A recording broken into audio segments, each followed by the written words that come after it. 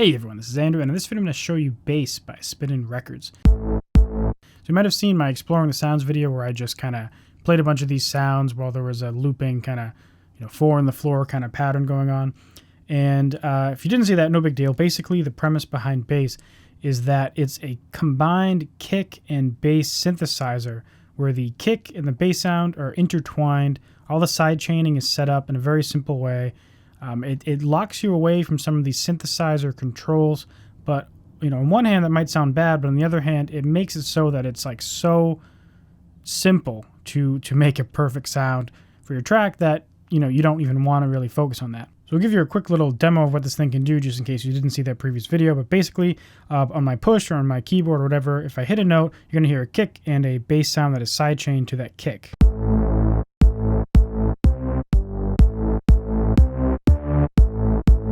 And the cool thing is that the timing of that is all coupled to this one knob. So as you can see, you can switch how these kind of fade in and fade out on each other, which is really known as sidechaining. So we make this really quick.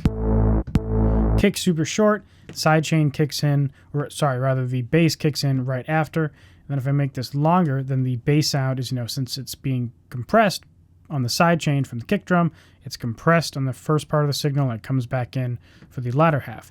So now if I make it really long, you get much less bass. And what I mentioned before, that some of the synth controls were locked away, basically everything gets boiled down to this color knob. That's the only control you have over the tone. If you want to go and pick around different sounds here,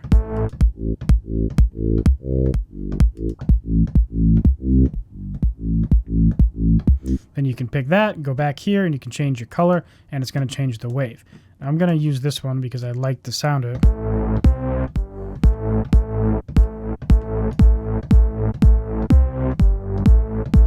And it works good for this particular track. So what I did here, I'll just play this little bit for you.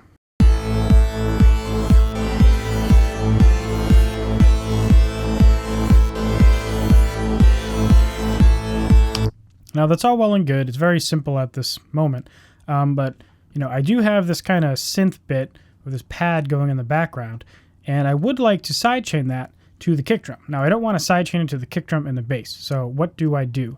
Well, Spinnin Records has thought of this great little button called Split Audio, and now if I hit the same button, you only hear the kick drum, so that's great. Now I can go in here, and I can go into my audio effects. I can get a compressor. I can put on a sidechain from input bass. Oop, wrong track. Go back to bass here. And now if I were to play this, you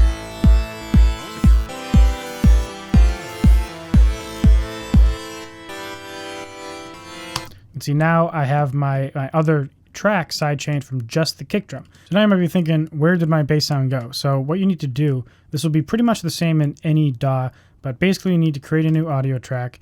And you go audio in, external. You don't want external, you want bass.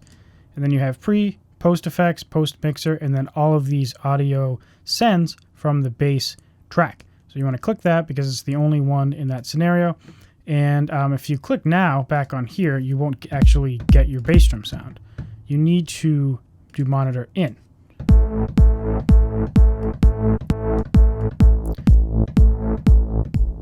So you still have this one plugin controlling your kick and bass, but now they're separated.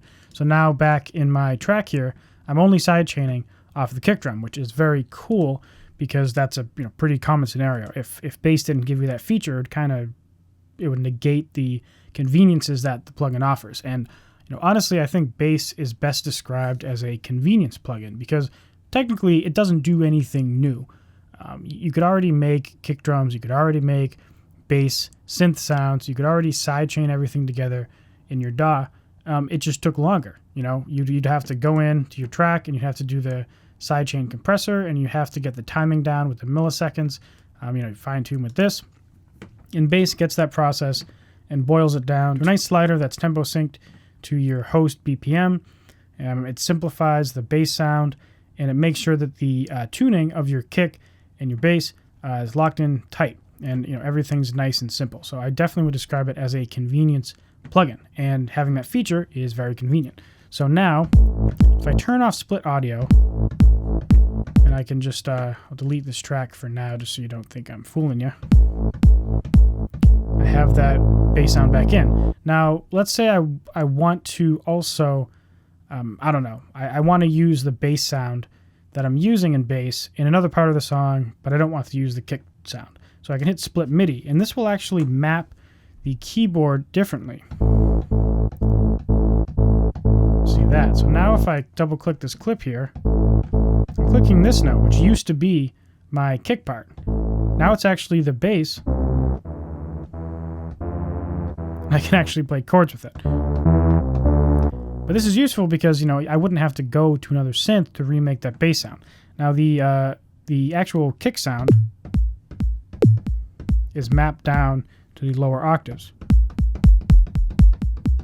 And this is where you'll notice that the kick is indeed tuned.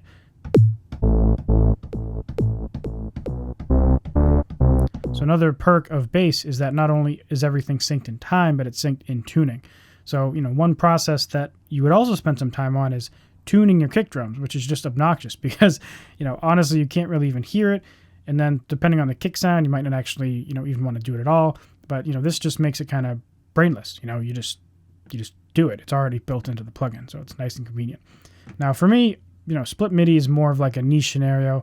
You have that ambient section. You want to use the same bass sound. You don't want to recreate it. So most of the time, you probably won't be using that. And however, the split audio function is a very common function that you probably use. Only thing to keep in mind with split audio is that it will work in pretty much every DAW. It will not work in GarageBand because GarageBand does not support track outputs or whatever that feature is called. So even something like Superior Drummer, if you were to try to load that in GarageBand, you would not be able to individually route all of the tracks to individual tracks to control them in your DAW.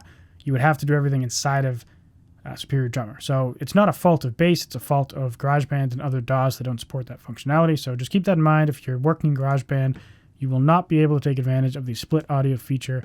However, everything else will work great. So now I'll just dive into some of the generic features while playing this little loop here so that I can show you how it impacts the sound. So the first thing we're just going to cover is these timing parameters. So click play. So this makes the sidechain time to a triplet, dotted. I can also grab this, and this will seamlessly blend between the different timings in order without me having to switch this and drag this around. The color will make the sound a little more bright. It'll add more upper harmonics. This will change the timing of that bass hit. So if I just want that, that's perfectly fine. And then this knob here will actually I can just do just kick drum, or I can use bass. So this just lets you change the volume between the two. Now if you want to change your raw sound, you can go in here, sort by genre or artist, and just start clicking away. Now one thing to note is that all of these knobs will stay in the same position, which is convenient in one way because it allows you to keep all your timing perfect.